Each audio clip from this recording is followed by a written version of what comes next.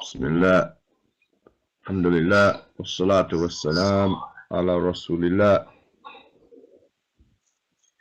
Alhamdulillah, we've reached the last page, the last paragraph from the khatima, from the conclusion of the book Thalathat-ul-Usul wa adillatuha, the three fundamental principles and their evidences. And so the Shaykh, he says, after talking much about mankind being resurrected and being judged according to the Tawheed and the Sunnah, and according to the avoidance of shirk, and he talked about what is obligatory to have disbelief in, which is the Taghut, and then he mentioned what are the Taghut in general. And he says, وَالدَّلِيلُ قَوْلُهُ تَعَالَى, and the evidence is his statement, the Most High, لَا إِكْرَاهَ فِي الدِّينِ قَدْ تَبَيَّنَ الرُّشْدُ مِنَ الْغَيِّ فمن يكفر بالطاغوت ويؤمن بالله فقد استمسك بالعروة الوثقى لا انفصام لها والله سميع عليم. وهذا معنى لا إله إلا الله. وفي الحديث رأس الأمر الإسلام وأموده الصلاة وذروة سنامه الجهاد في سبيل الله والله أعلم. So he says, bringing us evidence for this, and in actuality this part here, وفي الحديث, is a little bit different, right? It's a little bit different than, it's not really an evidence from what I can read inside the explanations. For the above, it has another purpose, and Allah knows best. We can discuss that briefly at the end. He says, وَالدَّلِيلُ قَوْلُهُ تَعَالَى لَا إِكْرَاهَ فِي الدِّينِ. Ikraha comes from kariha, comes from that root, but it doesn't mean something disliked. It means compulsion. Ikraha, it means compulsion. This form of the word means compulsion. There's no compulsion in deen, in the religion. Yeah, there's no compulsion. Now we know, and this isn't a tafsir of it, we know that there is compulsion inside the religion, but there's no compulsion to make anyone accept Islam. But once someone accepts Islam, we can force them to do or not do lots of things. We can force them to not steal and to not do zina. We can force them to pray and fast and so on and so forth, right? We can force them to give us, 2% or 2.5% of their money, and if they don't give us it, then we'll take half of it, right? We can do all of that, not we or me, but the leaders of Islam can do all of that. They can force things. But you can't force anyone to accept Islam. La ikraha fid din. There's no compulsion in the religion. قد تبين الرشد من الغي. قد, as we know, is a word of emphasis. Tabayyana is from ba, ya, noon. And here it means tabayyana. This word means to be clear, right? To be clear. Such as, to be clear. So, قد تبين الرشد من الغي. That الرشد, guidance, from Ra, Sheen, Dal. Rushd is clear, and I'm trying to think of the word here better. From al-ghai, which is like misguidance, right? Which is basically misguidance. That guidance has become clear from misguidance, right? Misguidance. Yeah, I'm trying to figure out a better word for it, but yeah, I'm gonna give me 1 second. Let me find the translation of it itself.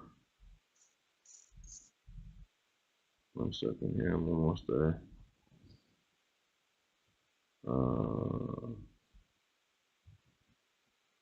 Okay.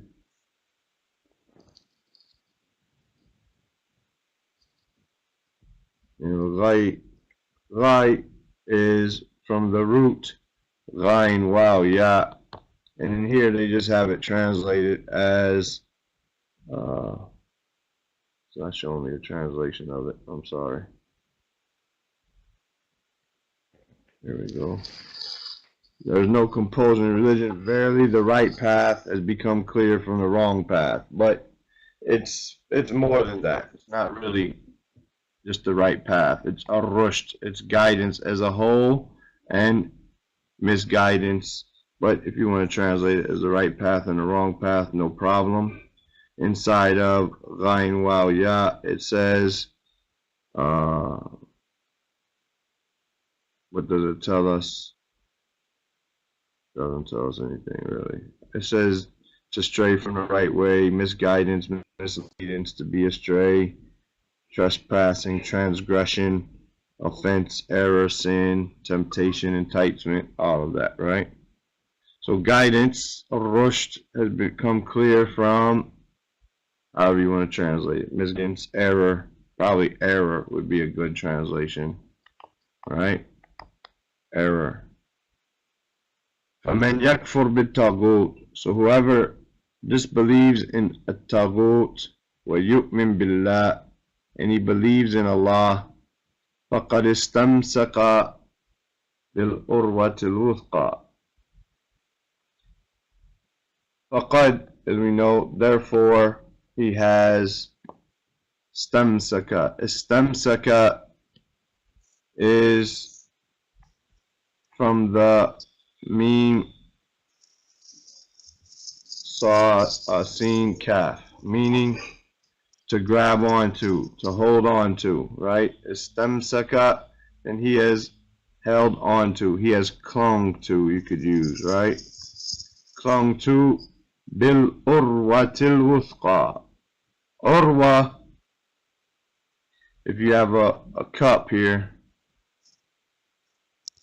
you got this handle here, that's a urwa, right? A urwa, meaning a grip, a handhold, a handle, right? Al-wuthqa from wow, sa, qaf, meaning strong and trustworthy, and it won't break, right? It's very strong, right? Wuthqa is trustworthy, right? From someone being thiqah, right? When we talk about the narrators of hadith, we say he's thiqah, right? That's the same root there, wuthqa, thiqah, right? So, فَقَدْ اسْتَمْسَكَ بِالْأُرْوَةِ الْوُثْقَى, then he has held on to the trustworthy or the strong handhold, لَا انْفِصَامَ لَهَا. This is from the root fa sad mim. Fa sad mim. Here the translating is it will never break. Fasama, it means to basically crack or split or cleave, like if your handle broke, right, on your cup. Lan fisama laha, it won't have that crack or break in it ever. This trustworthy handhold, Iman in Allah, and Kufr in Taghut, if you hold on to that, it will never break, right? That handhold will never break. Anything else you cling to in life, basically, is going to break. Is going to have a crack. It's going to sever. But if you hang on to the handhold of Iman, Billah, wa Kufr bit Taghut, then that's never, ever going to break. Wallahu Sami'un Alim, and Allah is hearing, all knowing. وهذا معنى لا إله إلا الله, and this is the meaning of لا إله إلا الله. As I said yesterday, لا إله كفر بالطاغوت إلا الله الإيمان بالله. Is there any questions about that?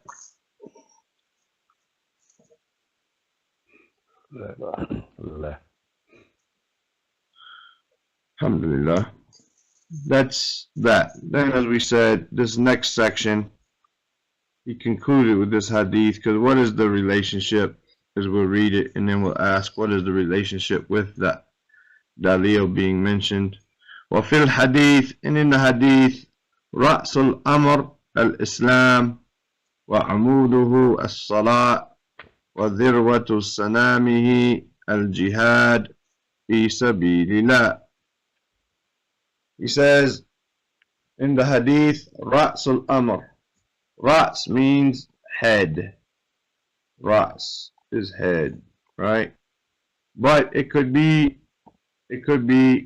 the highest point of something as well, right? Rasul Amr. The head of the matter is Islam. Well, amuduhu is its pillar. Its pillar. Those pillars that hold it up, right? Amuduhu al-Islam. Oh, it's Salah. Its pillar is Salah. So that's just, it's singular, not plural. It's pillar. Amuduhu, its pillar, right? Its pillar is Salah. And Dhirwatu Sanamihi. Dhirwatu Sanamihi. This is from Dhal Ra Wa. Dhal Ra Wa. Meaning the highest point, again, I guess to some extent again, right? But together, this means Sanami. As-Sanam is the hump, right? The Sanam is the hump, like of a camel, right? And it's in the high point of its hump, Dhirwatu Sanamihi, and the high point of its hump is Al-Jihad fi Sabilillah, struggling in the way of Allah. This is from a hadith, right? Ar-Ra'sul Amr al-Islam. The head of the matter is Islam. And we'll go over this hadith in more detail inside 40 hadith and then inside the explanations, inshallah. وَعَمُودُهُ الصَّلَاةِ وَذِرْوَةُ سَنَامِهِ الْجِهَادِ فِي سَبِيلِ اللَّهِ. Now, the question is, what does this hadith have to do with the proof for kufr bit-taghut and iman billah? As far as I know, it doesn't have anything to do with it, right? You asked what was the plural of this, or was this the plural? No, the plural is a'mida, or umud, right? Umud. That's the plural of pillar or post or whatever. The actuality, what I've read inside of the narration is that this hadith doesn't have anything to do with the proof of Iman and Billah and the Kufr and Taghut, but rather he concluded the book with saying, after having this Iman in Allah, after knowing who your Lord is, what is your religion, knowing who your Prophet is, then you must act upon it. So that's why the head of the matter is Islam. وَعَمُودُهُ صَلَاةٌ وَذِرْوَةُ سَنَامِهِ الْجِهَادِ فِي سَبِيلِ اللَّهِ. So he ends it with an encouragement to practice the religion with this hadith. Wallahu a'lam. And Allah knows best. Any questions?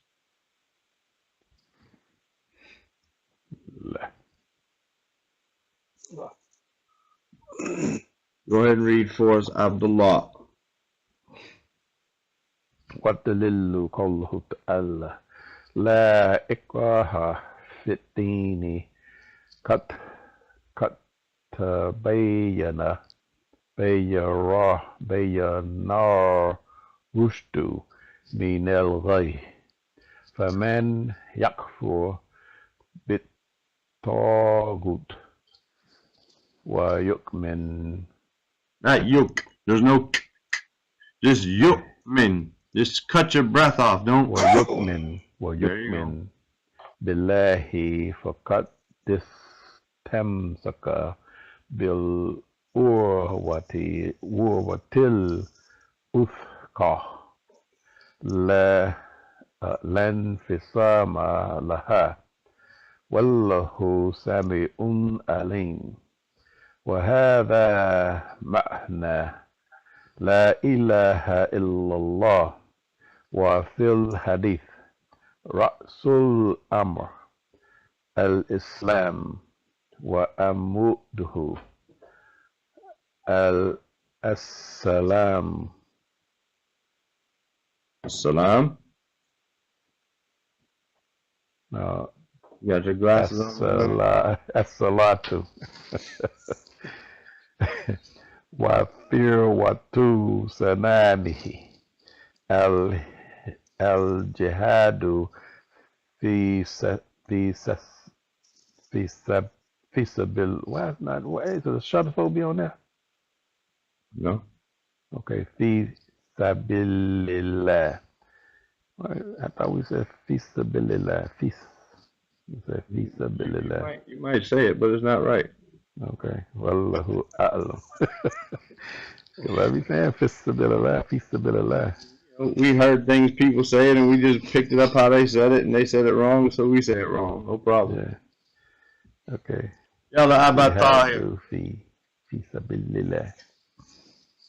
ودليل قوله تعالى لا إكراه في الدين قد تبين الرشد من الغي فمن يكفر بالطاغوت ويؤمن بالله فقد استمسك بالعروة الوثقى لا انفصام لها والله السميع العليم وهذا معنى لا إله إلا الله وفي الحديث رأس الأمر الإسلام وعموده الصلاة وذروة سنامه جهاد في سبيل الله والله أعلم. يا محرم بصوت المنشاوي ها. والدليل قوله تعالى لا إكراه في الدين قد تبين الرشد من الغي فمن يكفر بالطاغوت ويؤمن بالله فقد استمسك بالعروة الوثقى لا انفصام لها والله سميع عليم وهذا معنى لا إله إلا الله وفي الحديث رأس الأمر الإسلام وعموده الصلاة وذروة سنامه الجهاد في سبيل الله والله أعلم. طيب جزاكم الله خيرا. وعليكم السلام ورحمة الله وبركاته. نعم. طيب. Now we read the book. And we can go over some grammar and look at it a little bit. But before we do that, who can tell me what this book is about?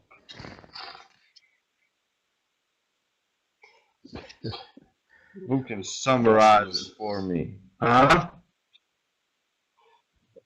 The questions you'll be asked in the grave. Okay, level 1. I actually have an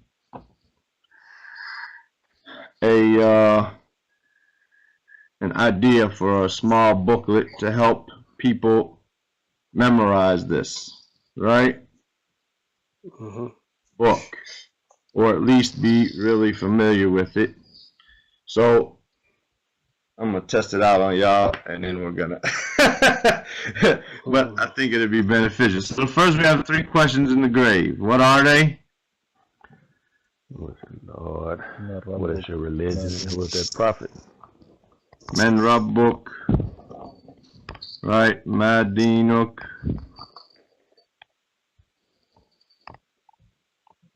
and Men Nabiyuk.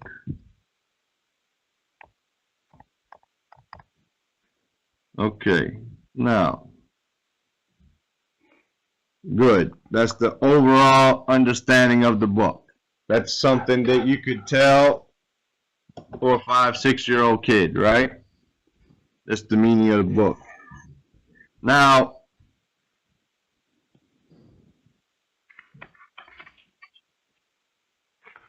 the next thing I would say a person should know just to do it is that this book is made up of 3 other letters and then Thalathat-ul-Usul, right? If we remember that, right? It was made up of 3 other letters that his students attached to it, and then a khatima, right? A conclusion. Does anyone remember what that first muqaddimah was about? The first muqaddimah, what was it about? العلم. Yeah, about ilm. Not just ilm though, it was about more than ilm. علم الله. That's part of it. That's part of the first point. There were 4 points, right? The first Risala said, اعلم رحمك الله أنه يجب علينا تعلم 4 مسائل. To learn 4 points, right? Ilm was the first of them. Ma'rifah was the first of them, but there were 4 points altogether, right? نعم العلم العمل. العمل. نعم دعوة عليه والصبر على أذى فيه. Yeah, knowledge, right? Knowledge, action, right? I'm writing in English, but with Arabic, in Arabic, right to left, right? Action, dawah, and sabr. That's the first one. MashaAllah. And there was a second risala. What was it about?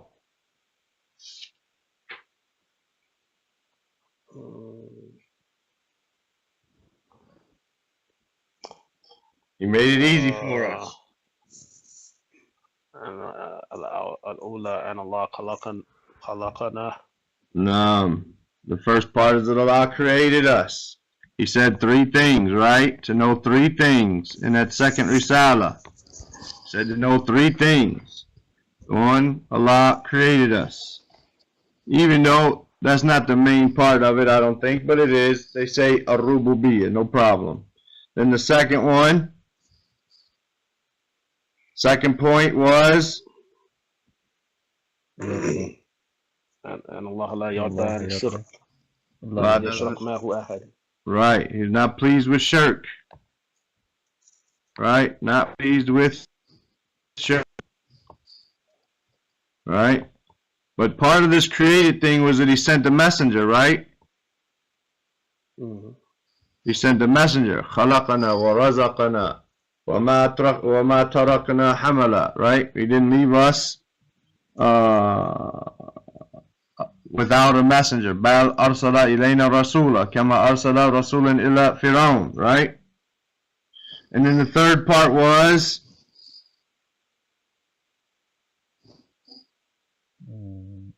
so he created us and sent us a messenger. And he's not pleased with us to do shirk is the second part. Then the third thing we needed to learn was طاعة رسول ووحد الله. You guessing? أن من أطاع الرسول ووحد الله لا يجوز موالاة من حاد الله ورسوله. not permissible to take the mushrikeen as friends, right? Not permissible to take the mushrikeen as our friends and helpers, right? That's the gist of the second Risala, right? So it's not just enough really to know that the book is about Man Rabbuk wa Ma Dinak wa Ma Nabiyyuk, because as the book has reached us with these introductions, we should remember that inside these introductions there was things that it told us. And the first one is that there are 4 things, and it brought us evidence. Who can remember? There were basically 3 things brought as a proof for the 4 things. Does anybody remember them?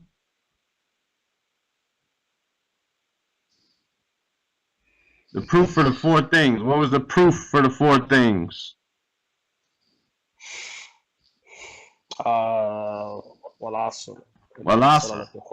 Surah Al-Asr, exactly. That's the proof, right? إِلَّا الَّذِينَ آمَنُوا وَعَمِلُوا الصَّالِحَاتِ وَتَوَاصَوْا بِالْحَقِّ وَتَوَاصَوْا بِالصَّبْرِ.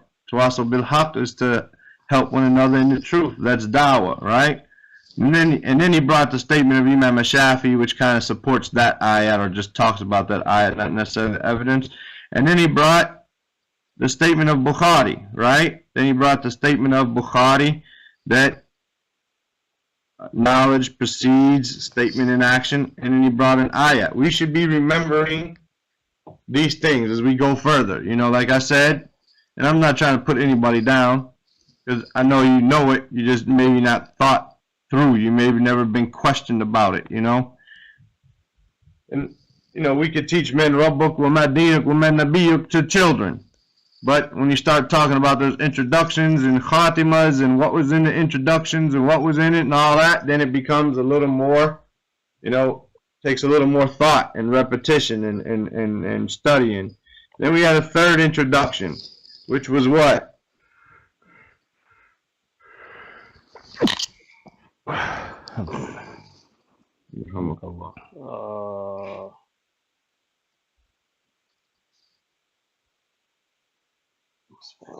It's a little bit more difficult to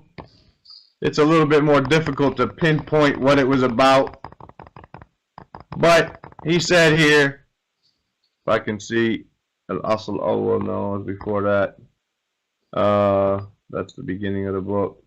Here it is. Basically, it talks about Al-Hanafiyya, right? Al-Hanifiyya. What is Al-Hanifiyya? Basically the same kalam as the Qawaid al-Arba in the beginning, right? And then he says that the greatest thing that he has ordered with is Tawheed, and the greatest thing that he has prohibited from is Shirk, right? And that this is the meaning of Al-Hanifiyya. So basically, you could say the meaning of Al-Hanifiyya, right? Meaning of Hanifiyya. That's the synopsis, because this up here is the synopsis of the whole book, but this is the synopsis of this chapter, and this is the synopsis of this chapter, and this is the synopsis of the 3rd introduction, right? And then you have the Thalathat-ul-Usul, and then you have the conclusion. And what is the synopsis of it? The Khatima, what is it about?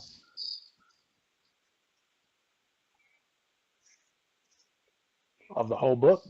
Yeah, the synopsis, the end of it. The end of the conclusion. Not the synopsis, the conclusion of the book. What does he talk about inside the conclusion of the book?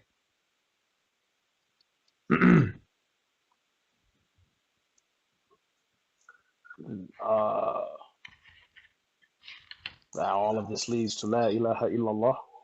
Everything we're talking about. This is true, no doubt.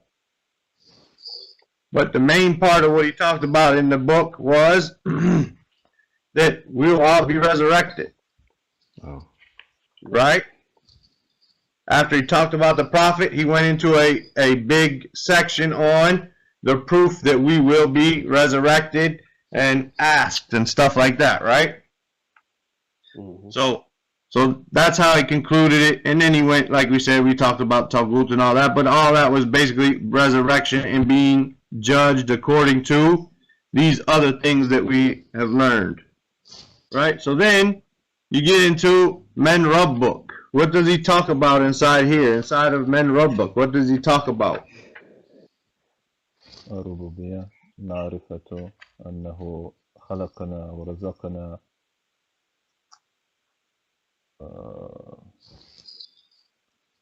When he gets to the point, okay, so فَإِنْ قِيلَ لَكَ مَنْ رَبُّكَ قُلْ رَبِّيَ اللَّهُ, right? When he gets to that point, right? That if it says to you, who is your Lord, then say, my Lord is Allah. Then, okay, we say, my Lord is Allah. What about that, right? What about that, right? He gets to talking about what is the meaning of Rabb. And he gets to talking about Ar-Rabb huwa al-Ma'bud, right? Huwa al-Ma'bud. Why is he the Ma'bud? Because he's the one created us. He's the one that sustains us. He's the one that owns us. He's the one that manages our affairs, right? So therefore, he's the one deserving of worship. As we said, Rububiyyah, and Rububiyyah yaqtadi al-Uluhiyyah. It requires al-Uluhiyyah. Because no one else created us. No one else has the ability to do any of these things, so therefore no one else deserves to be worshipped. Right? So that's all the meaning of Rabb. Right? That he created us and nurtured us and he did not leave us, rather he sent us a messenger. Yeah, this is true, but this is really more so in the introduction up here, inside the second introduction. When he gets to talking in the text, and we can go down some, if we look at the text, right? Men Rabbuk, right? Men Rabbuk. It says, I'm trying to grab my mouse, the side here, the slider. He's the Lord of the worlds. And it says, how do you know your Lord? We know him by his ayat and his signs, his ayat and his makhluqat, right? We know him by that, his ayat and his makhluqat. And that the Lord, he is the one who is Ma'bud. So this is Ar-Rububiyyah Yaqtadi Al-Uluhiyyah. The one who created us, he's the one deserving of worship, right? And then he gets to talking about the types of worship. Does any of us remember how many types of worship he discussed?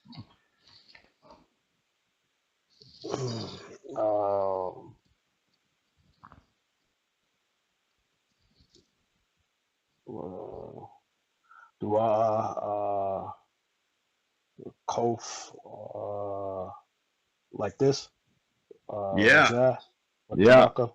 Just as an easy way, all that. Just as an easy way, and of course you got to remember them. But I mean, we're talking about in stages. The first stage we started out with 3 questions, and then we broke down the whole Risala into being 5 sections, right? 3 introductions, the actual letter, and a conclusion, right? Now we're breaking down what those 3 letters were about, those 3 introductions, and now we're talking about each of these points individually. He brings, after talking about who is the Lord, right? And how do we know him?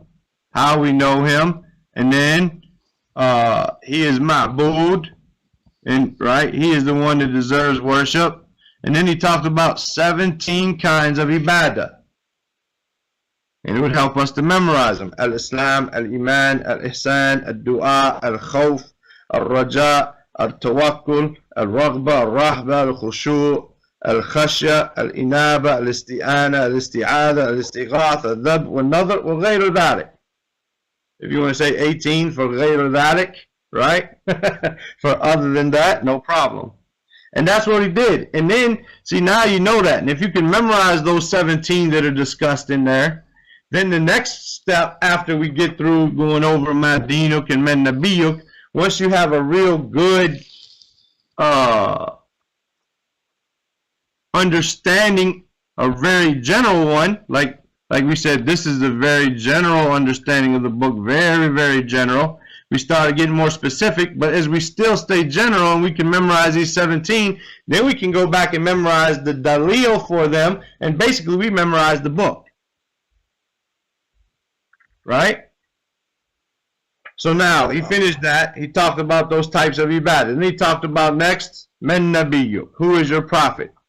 What did he talk about inside of that? No, he talked about Madinuk. I'm sorry. What is your religion? What did he talk about inside there? Basically 3 things, right? No. What are the 3 things that he talked about? It's too easy. No, it's too easy. This one's too easy. He talked about lineage. the fear of Allah.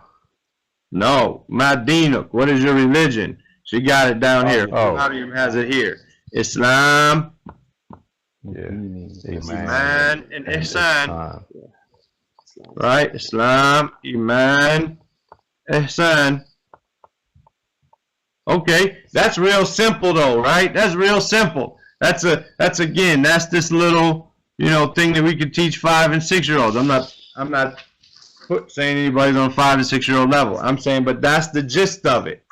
Now, what is Islam? Right? Islam is 5 pillars. Right? Shahada, Salah, Zakat, Siyam, and Hajj. Iman is what? 6 pillars. Belief in Allah, the book, the angels, the messengers, the last day, and the qadr. And ihsan is what? Ihsan is, yeah, 1 pillar, he says, right? Rukn wahid, 1 pillar. Now, we go back and memorize the evidence, just like we would go back and do for these 17 for the Iman, Islam, Iman, Islam, Khawf, Raghba, Rahba, Khashya, We do the same thing for these 5, and these 6, and this 1, and then we memorize the Hadith of Jibreel, which covers all of them, and now we almost memorized the book, right? And then the 3rd was Men Nabiyuk, right? Men Nabiyuk. And who is that? What is that about? What did he talk about here? He talked about a few things, right? He talked about his name, right? His lineage, right? He talked about his name, his lineage. He talked about how old he was, age, how much time in Mecca, how much time in Medina after prophethood, right? Medina, we'll just put it abbreviated, Medina, right? He talked about how he became a prophet, how he became a messenger, exactly. What surah makes him a prophet? What surah makes him a messenger? It talks about his hijrah, and it talks about his death. It doesn't go into the details of the battles and all of that stuff. It talks about his hijrah, it talks about his death, and before that it talks about that any good deed, he guided us to it. In any harmful deed, he warned us away from it. And the fact that he was sent to all people, and the religion was completed with him. Right? If we can outline this book, then we understand the book. Right? Because right now, if we were to say teach Thalathat-ul-Usul, you don't have your text in front of you. You just got to talk about Thalathat-ul-Usul. You say this book talks about the 3 questions in the grave. What is your religion? Who is your Lord? What is your religion? Who is your prophet? We could do a little bit. But the more we can outline it in detail, then the longer we can talk and the more we can benefit those who we're talking to, right?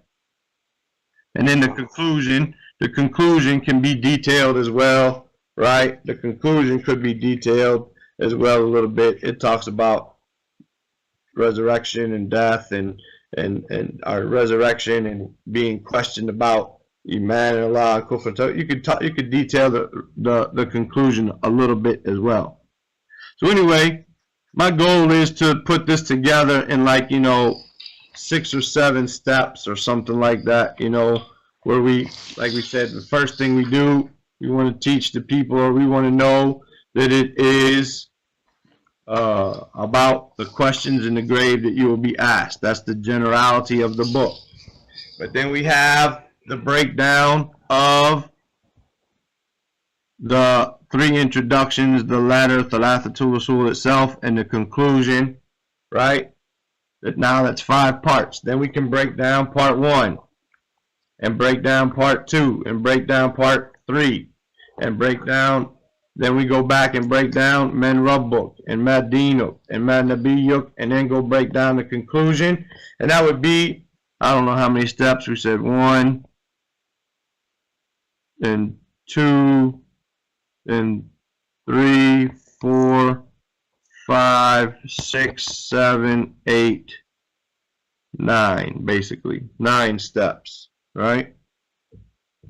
I played around with a name. It says Untitled ala Thalathat-ul-Usul, the steps that you take to achieve the memorization of Thalathat-ul-Usul, something like that. If we come up with like these 9 steps and just make everyone a page or something like that, it'd be a very small book, but it would be a helpful thing to maybe add to the English translation or the English Arabic of it, so that you could memorize this book. Because it's not enough that we just read it, but rather we should know it.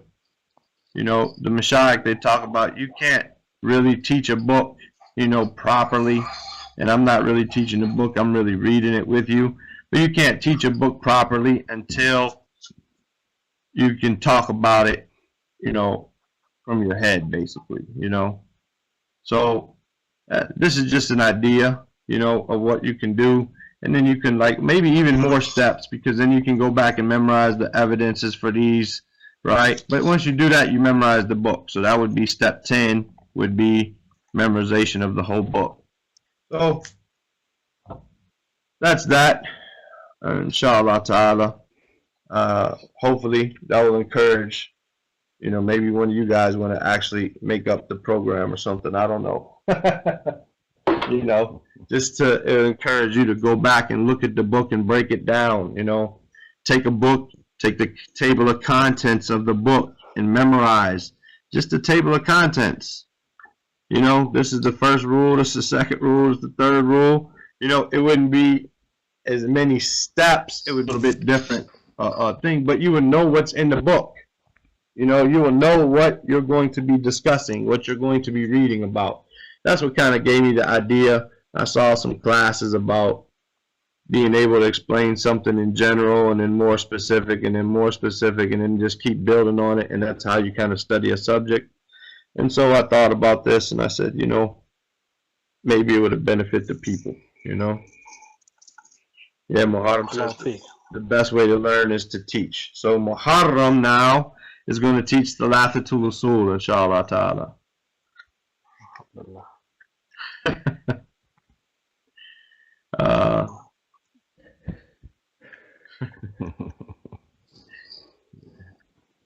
Alhamdulillah. Anyway, I'm a little bit tired, ya akhwan. I had that class yesterday and I was up till 12:30 at night. So we only got about 10 minutes left anyway. So if you don't mind, we'll conclude tomorrow. We'll meet with An-Nahul Wadih, and we'll finish going over what we were going over with the what were we going over? I'm trying to remember now. It's in the front of my head. I just can't think of it. It's about the stuff for the law. We need it though, ya akhwan. We need it. It's about the ahwal al-bina, how we have some words are mabni and some words are mu'rab, and that's what we were talking about. Some words being mabni and some words being mu'rab. And so we're going to finish that chapter, bi'idhnillah ta'ala, talking about that. And then tomorrow is Monday. Or tomorrow is Tuesday? Mm-hmm. Monday for us, Tuesday for you. Yeah, tomorrow's Tuesday for me. So tomorrow's Nahul Wadih, correct, right? And then, so then the next day, which would be Tuesday night for you guys, we will begin 40 Hadith, and I will send out the PDF sometime today, inshallah ta'ala, so you can do it. And send it to everybody else you think might benefit from the class. No problem. We have room for up to 25 people, barakallahu fikum, in the room. So we'll start 40 Hadith on Tuesday night for you guys this time, Wednesday morning for me, and tomorrow's Nahul Wadih. Heavenly Pearls. What is this? He's answering, saying something to somebody else. No, he's talking to me. Remember, remember those 40 hadith? Imam Nawawi, Yeah. a long time ago. Yeah, there was a class called Heavenly Pearls about it. Yeah, I remember. Barakallahu feek. No. Barakallah. Jazakumullahu khairan. I'll see you, brothers and sisters, tomorrow, bidnillah, with Nahul Wadi, and next day with 40 hadith. سبحانك اللهم وبحمدك أشهد أن لا إله إلا أنت أستغفرك وأتوب إليك. السلام عليكم ورحمة الله وبركاته. Wa alaikum assalam wa Alaikum rahmatullahi wa barakatuh. assalam.